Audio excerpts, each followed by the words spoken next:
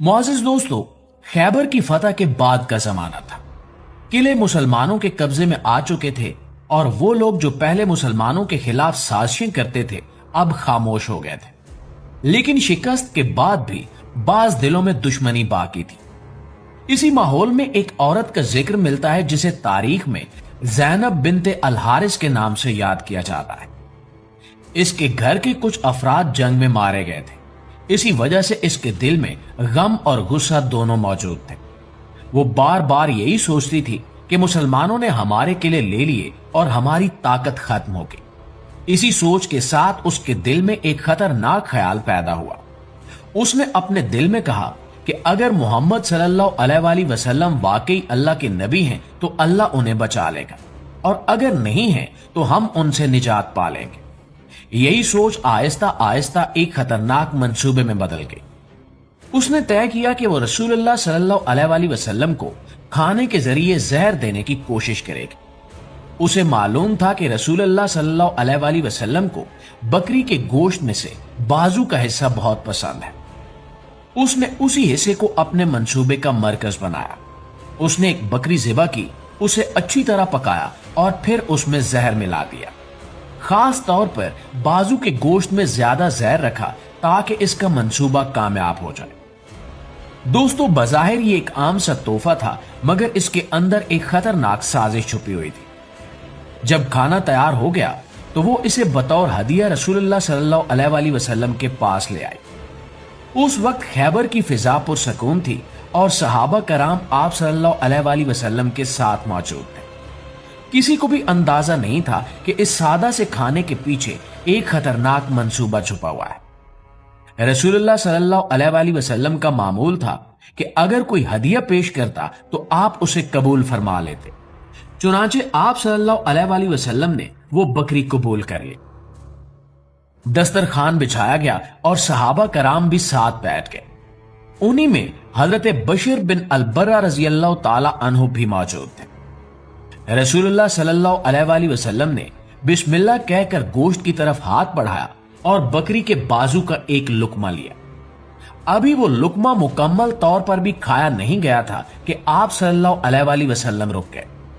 आपके चेहरे मुबारक पर हल्की सी तब्दीली आई। सहाबा ने महसूस किया कि कुछ गैर मामूली बात हो रही है। उसी लम्हे आप सल्लल्लाहु अलैहि वसल्लम ने फरमाया कि ये हड्डी मुझे बता रही है कि इसमें जहर है।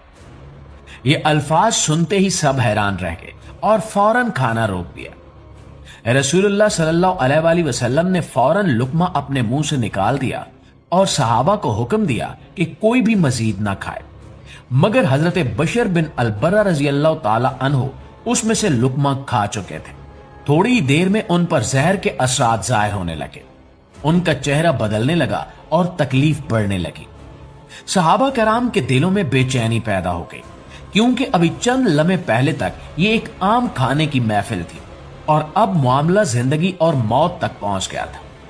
इसी दौरान उस औरत को बुलाया गया जिसने बकरी पेश की थी। जब उसे रसूलुल्लाह सल्लल्लाहु अलैहि वसल्लम के सामने लाया गया तो वहां मुकम्मल खामोशी छा गई। रसूलुल्लाह सल्लल्लाहु अलैहि वसल्लम ने न गुस्से में सवाल किया और न सख्त लहजे में बात की, बल्कि निहायत पुरसकून अंदाज में पूछा कि क्या तुमने इस बकरी में जहर मिलाया था।